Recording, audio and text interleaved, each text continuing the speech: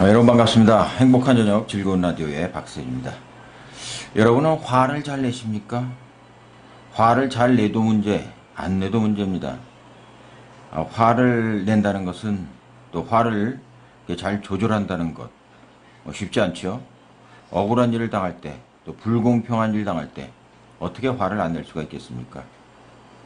또 화를 안 내면 사람들이 너무 우습게 알고 더욱 어려움을 주기도 하죠. 그렇지만 성경은 화를 내지 말라고 하십니다. 참으라는 것이 아니라 화를 내지 말라고 하십니다. 어떻게 화를 내지 않을 수가 있을까요? 오직 우리 안에 계신 성령님만 의지하면 됩니다.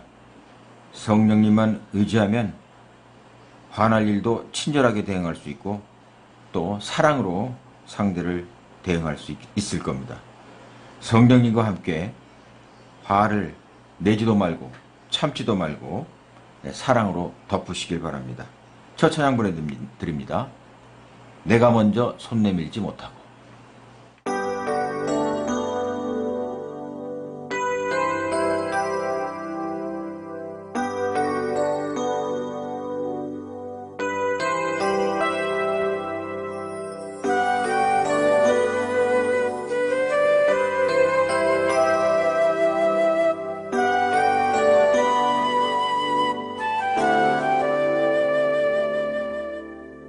내가 먼저 손 내밀지 못하고 내가 먼저 용서하지 못하고 내가 먼저 웃음 주지 못하고 이렇게 머뭇거리고 있네. 그가 먼저 손 내밀기 원했고 그가 먼저 용서하길 원했고 그가 먼저 웃음 주길 원했네. 나는 어찌 된 사람인가.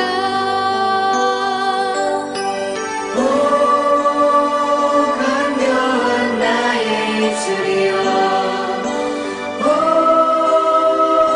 더러운 나의 마음이여, 왜 나의 입은 사랑을 말하면서 왜 나의 맘은 화해를 말하면서 왜 내가 먼저 져줄 수 없는가. 왜 내가 먼저 손해볼 수 없는가. 오늘 나는 오늘 나는 주님 앞에서 몸을 빠무르고 이렇게 느끼며 서 있네. 어찌할 수 없는 이 맘을 주님께 맡긴 채로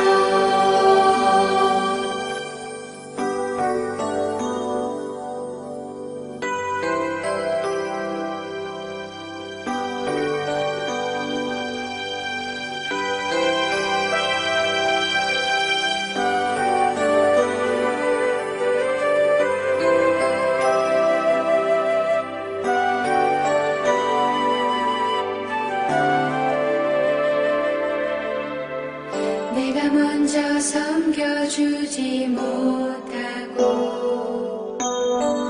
내가 먼저 이해하지 못하고 내가 먼저 높여주지 못하고 이렇게 고집 부리고 있네. 그가 먼저 섬겨주길 원했고 그가 먼저 이해하길 원했고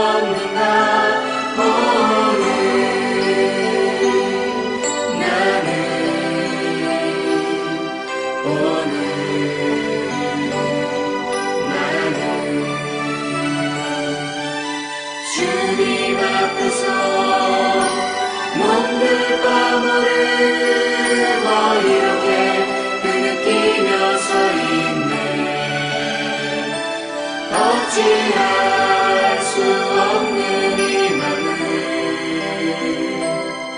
주님께 맡긴 채로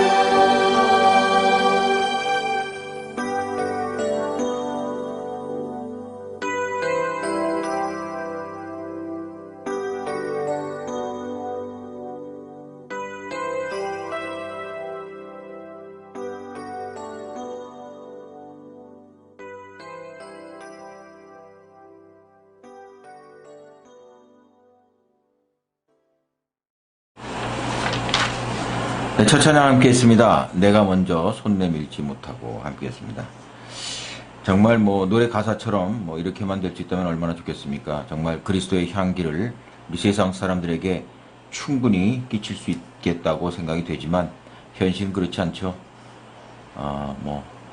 마음대로 다 되지는 않습니다. 그렇지만 우리가 차근차근 연습해 나가자고요.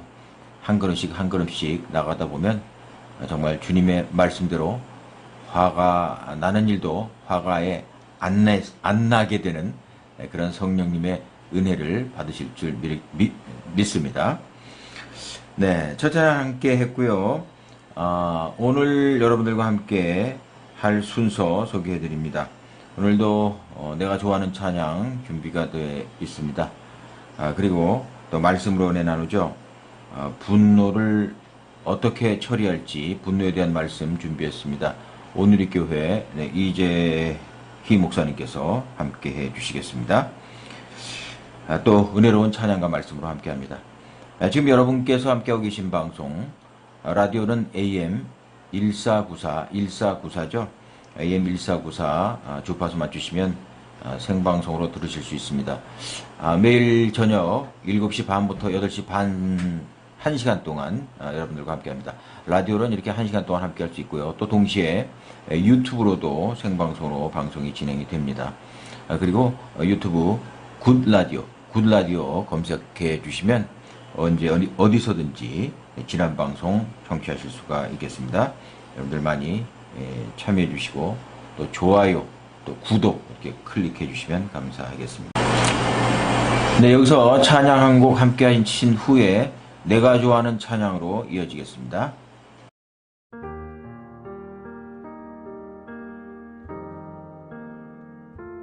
날마다 숨 쉬는 순간마다 내 앞에 어려운 일 보내 주님 앞에 이 몸을 맡길 때 슬픔 없네 두려움 없네 주님의 그 자비로운 손길 항상 좋은 것 주시도다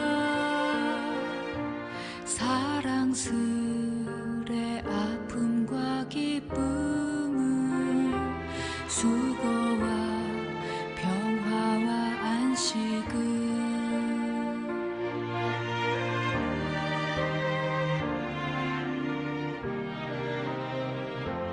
날마다 주님 내 곁에 계셔 자비로 날 감싸주시네 주님 앞에 이 몸을 맡길 때 힘주시네 위로함 주네 어린 나를 품에 안으시사 항상 평안함 주시도다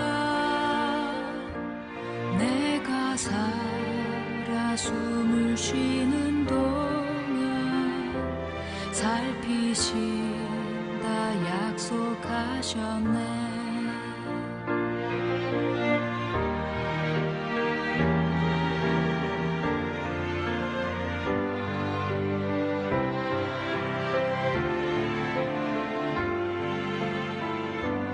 인생의 어려운 순간마다 주의 약속 생각해보네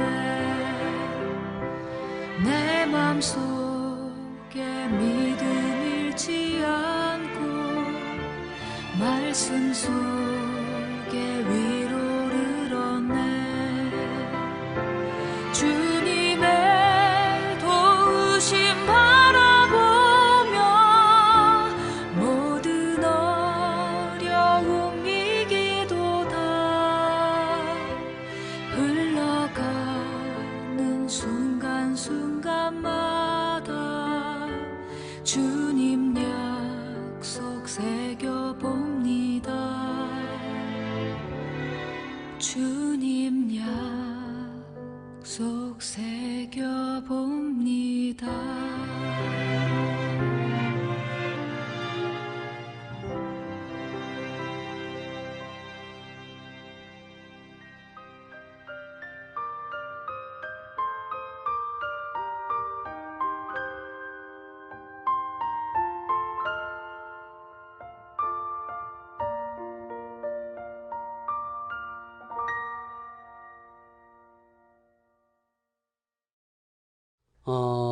저는 다른 목사님들하고 좀 다르게 좀 늦게 하나님을 만나게 되었어요. 그리고 또 늦게 신학을 하고 늦게 목회를 시작을 했어요. 그래서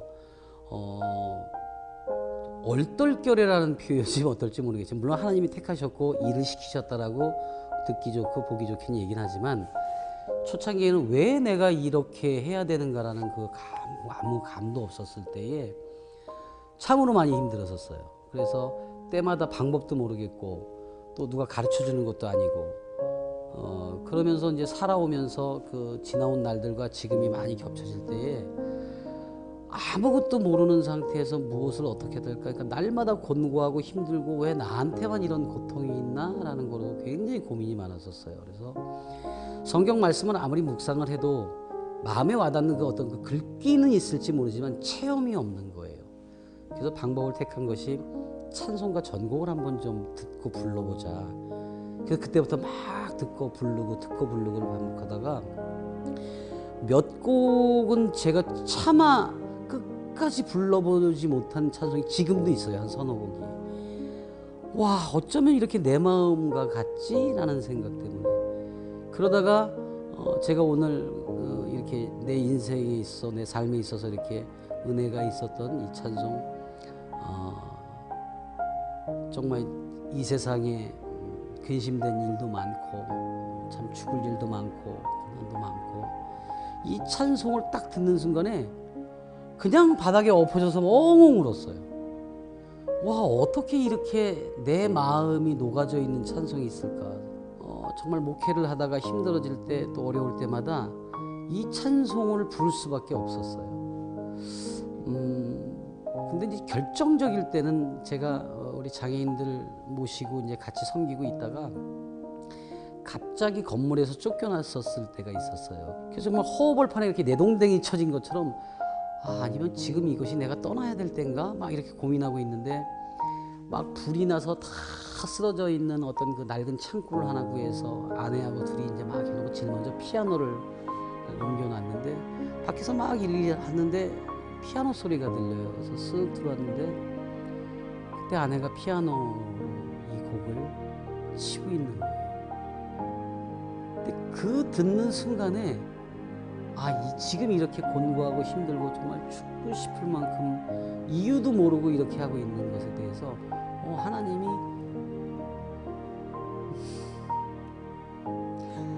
내가 알아. 내가 장애인들을 너무 사랑해서, 아니 하나님 저는요, 아니 장애인들을 내가 너무 사랑해. 근데 믿고 맡길 게 너밖에 없어. 지금 이거 이렇게 해놓고 나면 네가 얼마나 기쁜지 알게 될 거야 라는 게 그 찬송을 통해서 막 이 곡을 끝까지 불러보지 못하다가 그날 이후부터는 이렇게 울어도 울컥해도 부르게 된 찬송, 듣게 된 찬송, 그리고 전하고 싶은 찬송이 바로 오늘 함께하는 이 찬송입니다.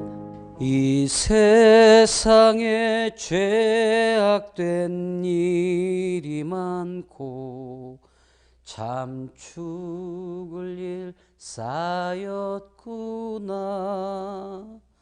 내 주 예수 날 건져 주시오니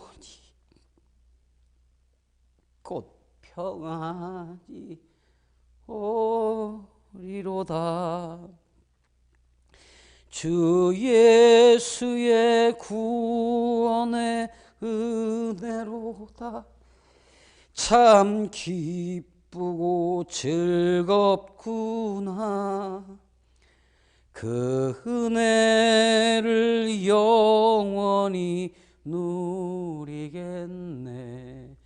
참 평안히 쉬리로다. 제가 이제 그 지방의 모 대학에 이제 그 학과장으로 이제 교수로 있었을 때 어머님이 갑자기 이제 응급실 쇼크로 이제 심정지가 돼서 응급실에 가셨다고 연락을 받았어요. 정말 바로 올라올 수가 없으니까 저 천안 쪽에서 올라왔어요. 여기저기 전화를 하는데 전화 연락되는 사람이 하나도 없는 거예요. 돌봐줄 사람이 아무도 없는 거예요. 그래서 막 정말 기도하면서 막 올라왔어요. 막 달려가고 어떻게 올라왔는지도 모르게 달려와서 딱 응급실에 갔더니 응급실에 그날따라 베드가 다 차가지고 맨바닥에 그 실려온 그대로 그 누워 계시는 거예요. 의식은 없고 얼마나 눈물이 나던지. 근데 하필 그날 저녁에 저 원당에 있는 뭐 큰 교회에 제가 집회가 잡혀 있었어요. 어머님은 바닥에 누워 있고 손 쓸 수는 없고 또 병실은 다 찼다고 그러고 또 제가 보호자가 오질 않았으니까 어떤 조치도 할 수가 없었고 엉엉 울었어요. 그 어른이 돼가지고 펑펑 하나님 이거 너무하는 거 아니냐고. 근데 그때도 하나님이 마음에 주시는 어떤 소리가 뭐냐면 지금 네가 할 수 있는 게 뭐니? 라는 거예요. 아니 내 어머님이 지금 위급하다고요 하나님. 네가 우선 지금 해야 될 일이 뭐니? 자꾸 그게 막 느껴져요. 수많은 사람들이 그 집회를 위해서 모여 있을 거고 기도하고 있었을 텐데 내가 내 어머님 때문에 근데 가만히 생각해 보니까 내가 의사도 아니기 때문에 어떻게 할 수도 없었고 병원의 행정가도 아니니까 병실을 잡을 수도 없었고 내가 있다고 해결되는 건 아무것도 없더라고요. 근데 우선 내가 할 수 있는 일은 약속된 집회에 가서 그 수많은 영혼들에게 내가 받았던 은혜와 하나님 말씀을 전하는 일이다 싶었고 그냥 떠났어요. 그냥 출발했어. 막무가내로 그냥 차를 출발시키면서 딱 출발하는데 이 찬송이 막 마음에 오는 거야. 아 정말 죽고 싶다. 아, 참 죽을 일 참 많구나. 하나님 진짜 너무하시네요. 그러면서 막 갔어요. 그래갖고 이제 그 수많은 수천 명 되는 분들 계신데 딱 올라서자마자 사실은 제 모친이 지금 응급실 바닥에 누워 있습니다. 근데 하나님이 가라 하셔서 왔습니다. 아마도 여러분들 하나님이 너무나 사랑하시는 모양입니다. 그랬더니 순간 다들 펑펑 우시는 거예요.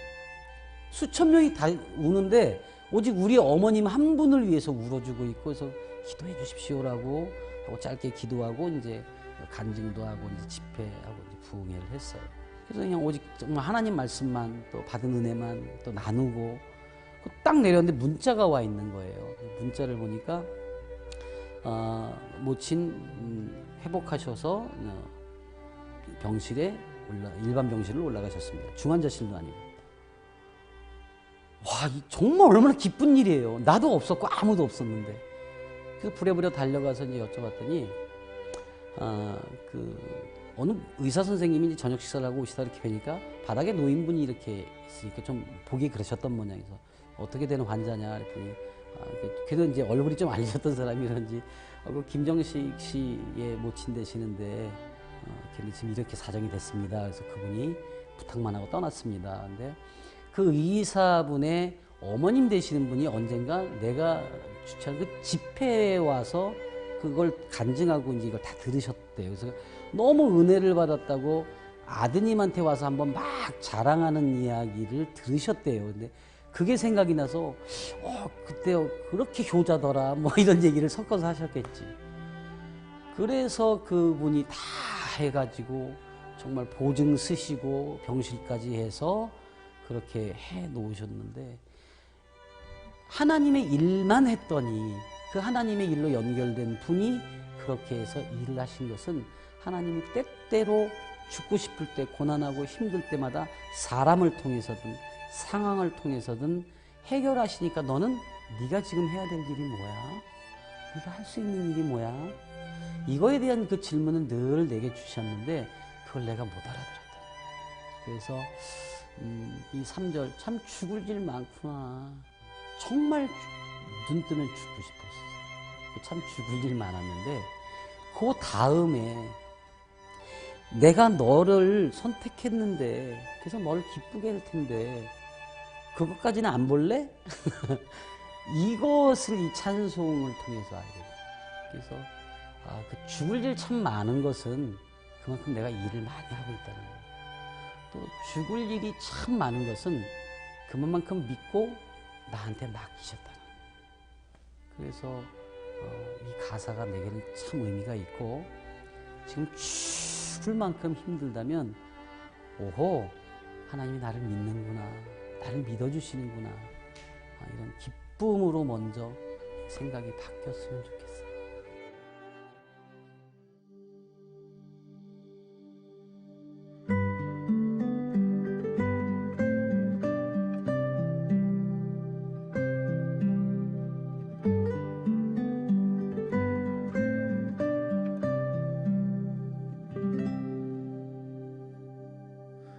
이 세상에 근심된 일이 많고 참 평안을 몰랐구나. 내 주 예수 날 오라 부르시니 곧 평안히 쉬리로다.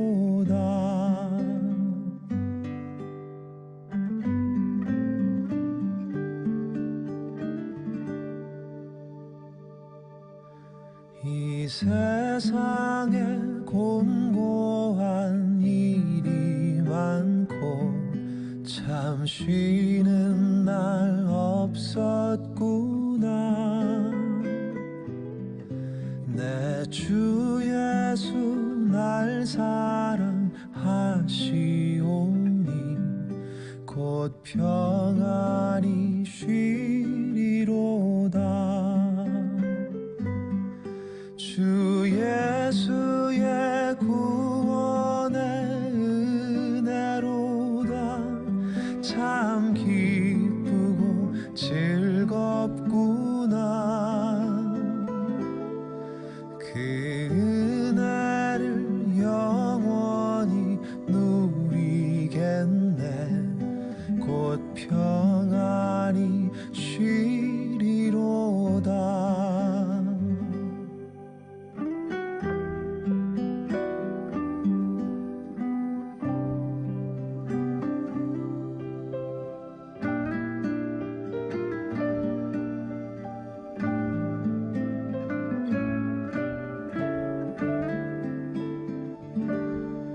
이 세상에 죄악된 일이 많고 참 죽을 일 쌓였구나.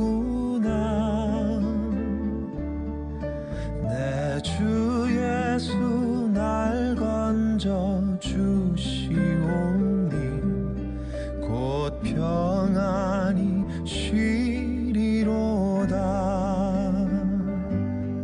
주 예수의 구원의 은혜로다. 참 기쁘고 즐겁구나. 그 은혜를 영원히 누리겠네. 곧 평안히 쉬리로다.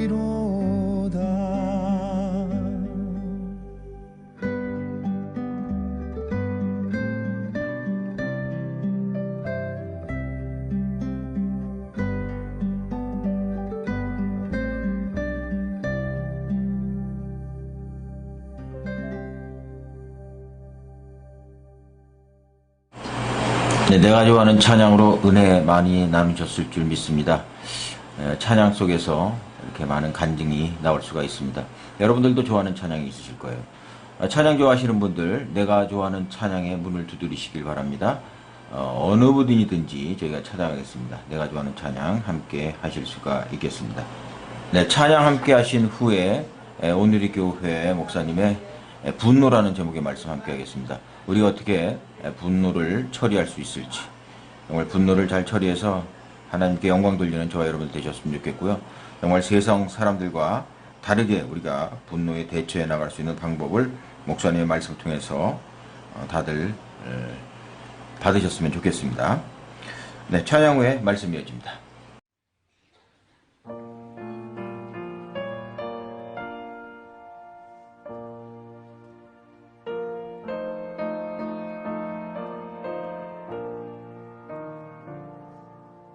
주님의 마음을 본받는 자, 그 맘에 평강이 찾아오는 험악한 세상을 이길 힘이 하늘로부터 임함이로다. 주님의 마음 본받아 살면서 그 거룩하심 나도 이루리. 주 모습 내 눈에 안 보이며 그 음성 내 귀에 안 들려도 내 영혼 날마다 주를 만나 신령한 말씀 늘 배우도다. 주님의 마음 본받아 살면서 그 거룩하심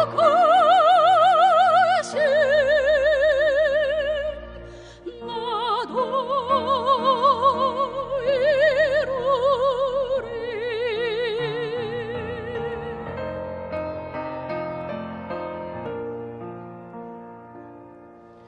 가는 길 거칠고 험하여도 내 맘에 불평이 없어지는 십자가 고난을 이겨내신 주님의 마음 본받음이라. 주님의 마음 본받아 살면서 그 거룩하심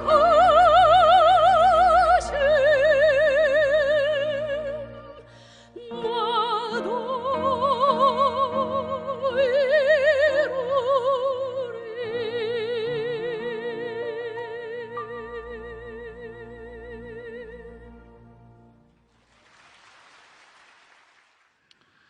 치명적인 7가지 죄 세 번째, 분노입니다. 평소에 별로 분노하지 않는 분들은 분노라는 주제에 대하여 크게 신경 쓰지 않기 때문에 왜 분노가 7가지 치명적인 죄에 포함되는지에 대하여 이해하지 못할 수 있습니다. 반대로 평소에 자주 분노하시는 분들은 분노가 7가지 치명적인 죄로 분류되었다는 사실에 분노가 일어나실 수도 있겠습니다. 분노가 7가지 치명적인 죄로 분류된 이유는 분노가 단순한 감정의 문제를 넘어서기 때문입니다. 분노는 분명 감정으로 나타나지만 그것은 2차적 현상일 뿐입니다. 분노의 본질적인 DNA는 감정이 아닙니다. 분노의 본질은 도덕적인 가치 판단입니다. 인간이 분노할 수 있는 것은 하나님께서 인간을 하나님의 형상대로 지으셨기 때문입니다. 하나님의 형상대로 지음받았다는 것의 중요한 의미는 가치를 판단할 수 있고 옳고 그름을 선택할 수 있는 능력이라는 것입니다. 그리고 그 능력에는 옳지 않은 것, 그리고 하나님께서 보시기에 그르게 판단되는 것, 바로 그것에 대하여 반대할 수 있는 능력을 포함하는 것이죠. 옳고 그름을 분별하여 선택할 때 옳지 않은 것에 대하여 저항할 능력이었다면 어떻게 옳은 것을 선택할 수 있겠습니까? 따라서 분노는 이렇게 정의할 수 있습니다. 영혼 안에 있는, 인간의 영혼 안에 있는 저항할 수 있는 능력인 것입니다. 하나님께서 창조 때에 인간에게 넣어주신 이 능력은 인간이 하나님의 창조의 목적대로 거룩하게 살아갈 수 있는 능력인 것입니다. 만일 창조의 목적대로 인간이 이 능력을 사용했다면 인간은 거룩한 백성으로, 하나님을 닮은 백성으로, 하나님의 대리 통치자로, 하나님을 가장 닮은 하나님의 형상으로 존재할 수 있었을 겁니다. 그래서 분노의 원래 존재했던 분노의 뿌리는 사랑입니다. 그리고 그 열매는 정의인 것입니다. 그리고 그 열매는 많은 이들에게 선을 베풀고 하나님의 선을 이 땅에 이루는 것이 바로 하나님께서 인간에게 분노할 수 있는 능력을 주신 이유입니다. 인간이 최초로 분노해야 할 일이 있었습니다. 그것은 인간 앞에 거짓말로, 하나님을 거짓말하는 이로 만드는 뱀이 나타났을 때입니다. 아담과 하와 앞에 뱀이 거짓말했을 때, 하나님의 말씀을 부인했을 때 바로 그때 분노했어야 합니다. 그리고 그 속이는 뱀을 돌로 쳐 죽였어야만 합니다. 돌로 쳐 죽이고 불에 구워 먹든 삶아 먹든 뱀에 대하여 분노했어야만 합니다. 만일 그랬다면 최초의 살생은 가인이 아벨을 죽인 사건이 아니라 아담이 뱀을 죽인 사건이 되었을 겁니다. 바로 그 분노는 선한 분노였고 하나님의 창조의 목적을 지켜가는 올바른 분노가 되었을 겁니다. 그러나 안타깝게도 선하고 정의롭게 분노할 수 있는 능력을 사용하지 않았기에 사단에게 속아 넘어갔고, 그 능력은 도리어 악하게, 악에 사로잡히는 분노로 왜곡되게 된 것입니다. 그래서 이제 이렇게 말할 수 있게 됐습니다. 인간이 분노해야 할 때 분노하지 않았기에 분노하지 않아야 될 때 분노하게 된 것입니다. 타락한 인간에는 여전히 그 창조에 주어진 그 능력이 남아 있습니다. 온전하진 않지만 남아 있습니다. 그래서 하나님을 모르는 이들도 악에 대하여 분노할 수 있습니다. 하지만 때로는 도리어 악에 사로잡혀 악에 치우쳐 분노하는 모습도 여전히 존재합니다. 모순된 존재가 된 거죠. 인간 안에는 선한 분노와 악한 분노가 공존하는 것입니다. 어떤 분들은 이 분노라는 그 자체는 중립적인 것이다, 되게 심리학자들이 그런 주장을 많이 하죠. 어떤 분노든지 다 표현하면 도움이 된다. 맞는 말 같지만 진리는 아닙니다. 분노는 선하거나 악합니다. 아니면 선과 악이 함께 혼재되어 있습니다. 하나님의 분노는 선한 분노요, 사단의 분노는 악한 분노입니다. 우리 안에는 어느 한쪽이 아니라 혼재되어 있습니다. 그런데 되게 일반적으로는 대체로 우리의 분노는 악한 분노로 치우쳐 있습니다. 때로 선한 분노로 시작했다 할지라도 그 분노가 표현되면서, 그리고 그 분노가 전개되면서 우리의 죄성이 합하여져서 점점 악해져 가는 것이 일반적입니다. 이러한 분노는 사람을 가리지 않습니다. 기질과 성격에 상관없습니다. 직업, 남녀노소에 상관없습니다. 어린아이의 분노가 있고 노년의 분노가 있습니다. 주변에 보면 한 번도 화를 내지 않는 것 같은, 분노가 전혀 없는 것 같은 점잖은 분들이 있죠. 그분의 아내에게 이렇게 화내지 않는 분과 사세요, 참 좋겠습니다 라고 말하면 그분은 어떻게 말할까요? 뭐라고 대답할까요? 2부 예배 때는 정답을 맞추시던데 한번 같이 살아보세요. 이게 정답입니다. 화를 전혀 내지 않는 분도 분노가 없는 것이 아니라 분노를 억누르거나 혹은 숨어버리거나 혹은 피하거나 혹은 남모르게 혼자 그 분노를 처리하는 것뿐입니다. 오래전에 저희 아이가 병원에서 출생했을 때 제가 아내와 아이를 이제 병원에서 데리고 차에 태우고 주차장에서 나오는데 그 병원 주차장 입구에서 갑자기 어떤 사람이 빨리 지나가려고 뛰어드는 것이었어요. 너무 놀랐죠. 잘못하면 그 사람을 칠 뻔했어요. 그 순간 그냥 지나갈 수도 있는데 굳이 창문을 열고, 그것도 파워 윈도우가 아니라 돌려서 굳이 내려서 한마디 하려고 고개를 내밀었어요. 그랬더니 저를 보고 그분이 이렇게 말합니다. 목사님 안녕하세요. 그 말이 저에게는 이렇게 들렸어요. 목사님 왜 그러세요?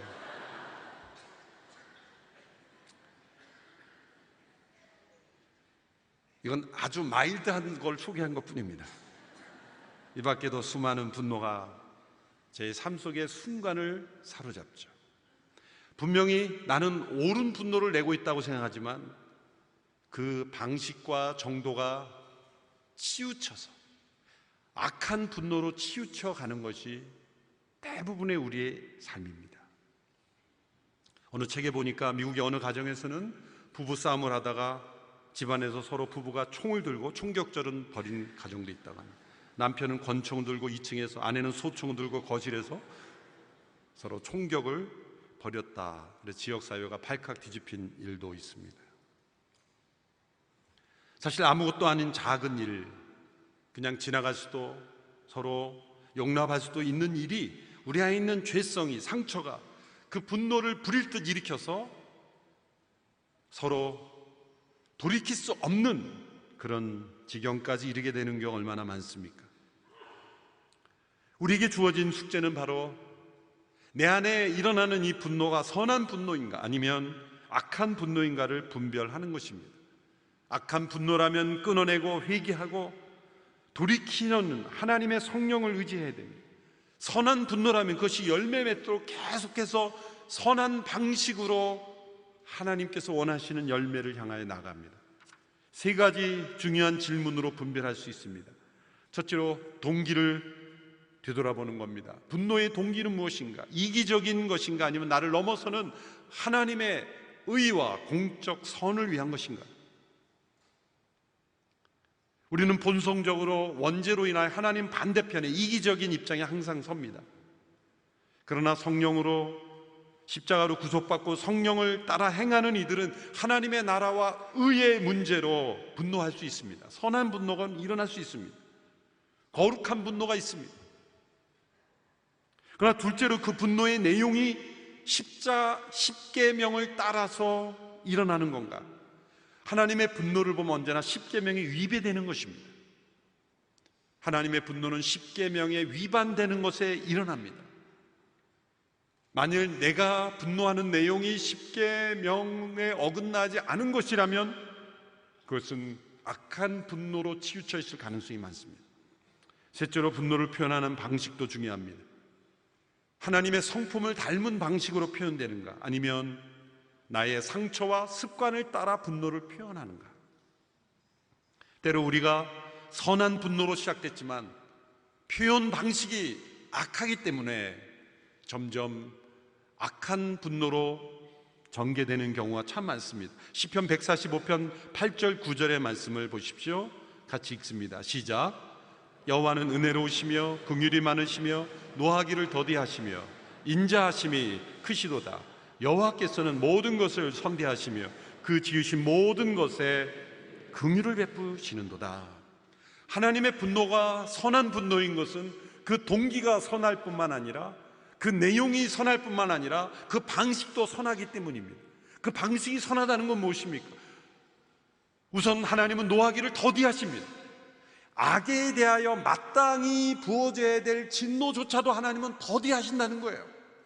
그 악이 두려워서 그 악을 징벌할 능력이 없어서가 아니라 악에 대하여 분노하시는 하나님의 선한 분노는 언제나 노하기를 더디하신다는 거예요. 전도서 9장에 보면 이런 말씀이 있죠. 사람들이 악을 행하기에 담대한 이유는 하나님께서 악한 일에 속히 징벌을 행하지 않기 때문이다. 하나님께서 속히 심판하지 않기 때문에, 그것은 무슨 말입니까? 하나님의 선하심 때문에, 노하기를 덧이하시는 그 과정 속에 사람들이 악을 행해도 괜찮구나라고 생각하고 악을 담대하게 행한다는 거죠.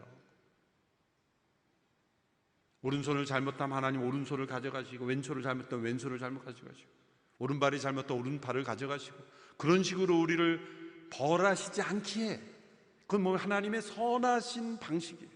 노하기를 더디하시고, 돌아오기를 기대하시고, 기다리시고, 인내하시고, 때로는 돌이키면 용서하시고, 그렇게 우리를 향하여 진노하신다.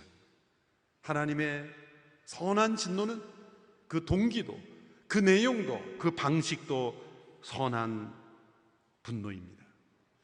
그러나 우리는 때로 동기는 선했을지라도 그 내용과 방식이 점점점 우리의 안에 있는 죄와 상처로 인하여, 잘못된 습관으로 인하여 미움과, 그리고 복수심과 폭력과 살인적인 기질이 우리 안에서 부리듯 일어나게 되는 거죠. 그래서 하나님의 분노를 이해하기가 어려운 것입니다. 오늘 민수기 20장에서 모세의 분노에 대하여 하나님께서 책망하시며 또한 그를 가나안 땅으로 들어가지 못하게 하시는 내용을 우리가 읽었습니다. 그처럼 수고한 모세에게 너무 가혹한 조치가 아닌가 생각이 들 정도입니다. 수십 년 동안 하나님의 말씀을 따라 백성들을 이끌고 얼마나 고생이 많았던 모세입니까? 그런데 모세가 오늘 순간 분노했기로서니 가나안 땅에 들어가지 못한다고 하시는 이 하나님의 말씀이 너무한 것처럼 보입니다.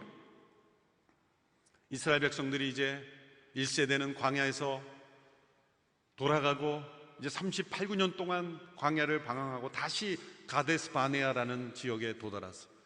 이제 가나안으로 들어가는 바로 그 시점에 백성들은 또 불평하기 시작했습니다. 물이 없는 그 땅에서 불평하는 것은 자연적 본성이기에 하나님은 그 연약함을 이해하시고 백성들에게 물을 주시기로 작정하셨습니다. 그리고 7절 8절에서 모세에게 이렇게 지시하신 겁니다. 7절 8절의 말씀을 함께 읽어볼까요? 시작. 여호와께서 모세에게 말씀하셨습니다. 지팡이를 들어라. 그리고 너와 내 형 아론은 저 회중을 모아라. 그리고 그들의 눈앞에서 저 바위에다 말하면 그것이 물을 낼 것이다. 너희는 그들을 위해 물이 바위에서 나오게 해 저 회중과 그들의 가축들이 마실 수 있게 하여라. 마실 수 있게 하여라. 이것이 하나님의 마음이요 뜻입니다. 하나님의 진노는 나타나지 않습니다. 너희들이 물이 없다고 불평해? 그렇지 않습니다. 어린아이가 목마르다고 불평할 때 부모가 지금까지 얼마나 물을 많이 마셨는데 또 목마르다 그러냐, 그러지 않습니다. 그 자녀의 연약함을 부모가 이해하듯이 하나님은 이 백성들의 힘겨움을 이해하시고 물을 주라는 겁니다. 출애굽기 10장에도 비슷한 상황이 있었죠. 그때는 이 르비딤에서 물이 없을 때 하나님께서 모세에게 바위를 지팡이로 쳐서 물을 먹게 해주라 그랬어요. 그런데 이 말씀에서는 바위에게 말하여 명하라 그랬어요. 지팡이는 들고 말로 명하라 그랬어요. 근데 이러한 지시, 하나님의 지시에 모세가 어떻게 응답하였는지를 보십시오. 10절에서 11절의 말씀 같이 읽습니다. 시작. 그와 아론이 총회를 바위 앞에 모으고 모세가 그들에게 말했습니다. 너희 불순종하는 사람들아 들으라. 우리가 너희를 위해 이 바위에서 물을 내겠느냐. 그러고 나서 모세가 자기 손을 들어 그 지팡이로 바위를 2번 내리치니 물이 많이 쏟아져 나와서 회중과 그들의 가축들이 마셨습니다. 이 말씀은 뭐가 잘못됐는지 잘 파악하기 어렵습니다. 어쨌든 물이 나왔고 사람들이 마셨고 그러면 해결된 것이 아닌가. 근데 10절에 말씀을 보면 모세의 내면이 나타납니다. 10절에 이 말씀을 유목해 보십시오. 우리가 너희를 위해 이 바위에서 물을 내겠느냐. 자, 이 문장 속에 액센트를 3개로 나누어서 보면은 다른 뉘앙스가 전해집니다. 첫째로 우리가 라는 이 단어의 액센트를 넣으면 어떻게 됩니까? 하나님이 아닌 모세와 아론, 우리가 물을 준다는 것처럼 오해가 된다는 거예요. 또 마지막에 내겠느냐라고 할 때는 하나님이시라도 물을 내어주는 것은 불가능한 것처럼 느껴지는 거예요. 또 중간에 너희를 위해라는 단어에 액센트를 주면 물이 있어도, 물을 줄 수 있어도 너희에게는 주고 싶지 않다, 그런 뉘앙스로 전해질 수 있는 거죠. 하나님의 뜻은 기꺼이 사랑으로 인자하심으로 백성들을 물을 마시게 하는 것인데, 지금 모세가 그 백성들에 대하여 분노하였기에 그 분노한 마음으로 하나님의 메시지를 들었을 때는 주고 싶지 않은 것이고, 또 주어도 마치 자신들이 주는 것처럼 그런 마음으로 지금 백성을 대하고 있다는 거죠. 거기서 그치지 않습니다. 11절을 보면 모세 행동을 보십시오. 모세가 손을 들어 그 지팡이로 바위를 2번 내리쳤다 말했습니다. 하나님은 지팡이를 가지고 치라고 하지 않고 명하라 그랬어요. 과거에 모세는 이 지팡이를 통해 많은 하나님의 역사를 베풀었죠. 사람들은 하나님이 사용하신 어떤 방법, 수단, 어떤 물질을 우상화하고 그것을 신성시하는 경향이 있습니다. 일종의 성물주의, 세크레멘털리즘이라고 말하죠. 그러나 하나님은 하나님이 사용하신 방법 또한 계속 바꾸십니다. 하나님이 쓰신 도구 또한 바꾸십니다. 왜? 그것을 절대시 하지 않게 하기 위해서입니다. 그러나 모세는 그 지팡이를 의지할 뿐만 아니라 불필요한 분노를 일으켰습니다. 바위를 2번 내리쳤습니다. 사실 본문을 보면서 이런 생각이 들었습니다. 모세니까 2번 쳤지 저는 지팡이가 부러지도록 내리쳤을 것이다. 어쨌건 2번 쳤건 10번 쳤건 하나님 보시기엔 지금 모세가 분노하고 있는 거예요. 지상에 있는 모든 사람보다 온유한 사람이야라고 한 모세가 왜 이랬을까? 사실 모세의 전체 인생을 보면 여러 번 모세에게 이러한 분노가 나타났다는 패턴을 볼 수가 있어요. 40세 때 모세가 하나님의 부르심을 받기 전에 애굽의 왕자로 있었을 때 동족 히브리인들이 애굽의 관원에 의해서 괴롭힘을 당하는 걸 보고 그런 의분이 일어났습니다. 착취가 일어나는 걸 보고 분노가 일어나는 것은 선한 분노입니다. 그런데 그 표현됐을 때 그는 악한 분노가 되어서 애굽의 관원을 때려 죽인 것입니다. 이스라엘 백성들이 모세가 시내산에 올라가 있을 때 금송아지를 만들고 그것을 우리를 애굽에서 인도해낸 신이라 여기며 우상 숭배를 했을 때 분노가 일어났습니다. 선한 분노이죠.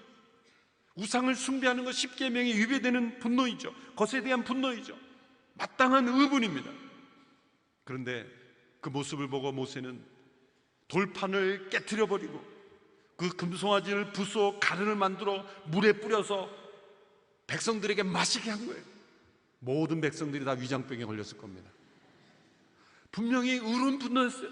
그런데 표현되면서 자신의 감정이 과하게 들어가면서 하지 않아도 되는 일들을 하게 된 거죠. 바로 우리의 분노가 그렇습니다. 우리는 동기가 선하면 내가 행동한 모든 것은 다 의로운 것이라고 착각하는 거죠. 그래서 복수심으로, 미움으로, 다툼으로 우리의 사회가 얼룩져가는 거죠. 이에는 이, 눈에는 눈이라는 율법이 구약에 있죠. 왜 그것이 주어졌습니까? 그것이 복수를 장려하는 것처럼 보이지만 억제하는 거죠. 사람은 누군가 자신의 이를 상하게 하면 이만 상하게 합니까? 눈, 코, 입, 귀 다 망가뜨릴 거예요. 누군가 나를 상하게 했을 때 우리의 복수심이 일어나 그것을 더 증가시키는 성향이 우리에게 있기 때문이에요. 모세의 삶이 그랬습니다. 때로 그는 분노하면 앞을 보지 못하는 분노가 표출되었어요. 일반 백성들이라면 하나님이 이렇게 중하게 다루지 않으셨을 거예요. 그런 하나님의 뜻을 대리하는 모세 위치로 볼 때 그것은 결정적인 문제가 되는 것이죠. 왜 그렇습니까? 모세는 하나님 백성들 앞에서 하나님의 뜻을 전할 뿐만 아니라 하나님의 감정까지도 전해지는 통로가 되어 있기 때문이에요. 모세가 화나면 백성들은 하나님이 화나셨다고 생각하게 되는 거예요. 모세가 기뻐하면 하나님이 기뻐하셨다고 여길 수밖에 없는 그런 상황이라는 거예요. 그런데 오늘날 이 시대는 그런 것은 아니죠. 목회자가 뭐 화냈다고 하나님 그렇게 여러분 생각하지 않으실 거잖아요. 저 사람 문제구나 그렇게 생각하시죠. 그러나 그렇게 여겨지는 상황이 있다면 그것은 부모와 자녀의 관계예요. 아주 어린 시절 무조건적인 사랑과 용납을 받아야 되는 자녀들이 부모의 상처와 죄와 잘못된 분노가 자녀들에게 쏟아진다면 그 자녀들은 하나님이 나에 대해서 화나셨구나 여길 겁니다. 가정의 제사장으로 부름을 받은 부모들의 왜곡된 분노는 자녀에게 또 다른 분노, 아니 더 큰 악한 분노를 심어주게 된다는 거죠. 그래서 에베소서 말씀에 자녀를 노하게 하지 말라라고 말씀하신 겁니다. 하나님께서는 모세와 아론에게 왜 가나안 땅에 들어가지 못하는 이유를 설명하십니다. 12절 13절의 말씀 같이 읽습니다. 시작. 그러나 여호와께서 모세와 아론에게 말씀하셨습니다. 너희가 나를 믿지 못해서 이스라엘 자손들 앞에서 내 거룩함을 나타내지 못했으니 너희가 이 회중을 내가 그들에게 주는 땅으로 데리고 들어가지 못할 것이다. 이스라엘 자손들이 여호와와 다투었으므로 이것을 무리라고 했습니다. 여호와께서 그들 가운데서 그분의 거룩함을 나타내셨습니다. 이스라엘 자손들 앞에서 내 거룩함을 나타내지 못했다. 그것이 이유입니다. 하나님께서 인간에게 분노할 능력을 주신 것은 하나님의 거룩하심을 담고 나타내기 위해서이라고 말씀드렸습니다. 우리가 만일 분노함으로 하나님의 거룩함을 나타내고 있다면 그것은 선한 분노입니다. 그러나 분노함으로 하나님의 거룩함을 나타내지 못한다면 그것은 악한 분노입니다. 분노의 동기는 선했을지라도 그 방식이 만일 인내와 용서와 긍휼과 친절함과 같은 하나님의 방식이 아니라면 그 분노 또한 악한 분노로 변해가는 것이고 하나님의 거룩함을 나타내지 못하는 것입니다. 역사를 변화시킨 선한 분노는 언제나 하나님의 거룩하심을 나타냈습니다. 우리 안에 있는 분노는 치유되어야 합니다. 우리 안에 있는 분노는 우리가 얼마나 죄인인지를 보여주는 증거입니다. 분노는 나만의 문제가 아닙니다. 관계의 문제예요. 가족의 문제예요. 또한 우리 나라와 민족의 문제예요. 하나님 나라의 문제입니다. 우리 안에 있는 분노를 멈출 수 있도록 성령님께 의지하고 십자가 앞에 나가는 우리 모두가 될 수 있게 되기를 바랍니다. 선한 분노만이 열매 맺는 저희들이 되기를 축원합니다. 기도하겠습니다. 하나님, 우리 안에 있는 분노를 고쳐 주시옵소서. 왜곡되고 악한 분노를 치유하여 주시옵소서. 우리 안에 있는 하나님의 거룩함을 나타낼 수 있는 선한 분노만이, 주님의 의를 이룰 수 있는 선한 분노만이, 선한 방식으로 표현되는 분노만이 있게 하여 주시옵소서. 예수님의 이름으로 기도하옵나이다. 아멘.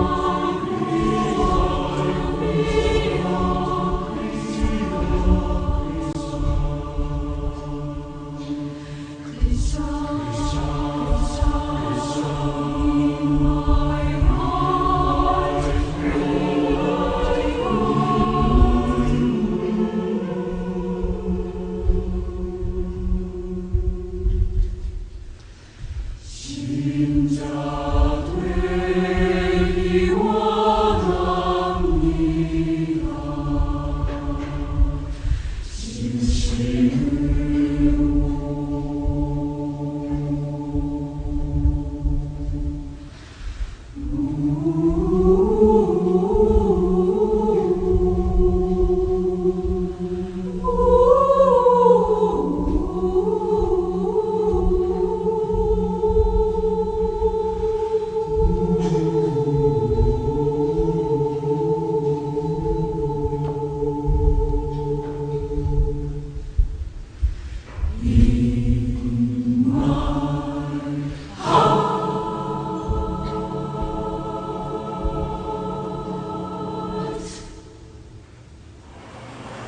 네, 오늘 또 말씀과 찬양으로 함께하면서 함께하는 동안에 마쳐야 할 시간이 됐네요.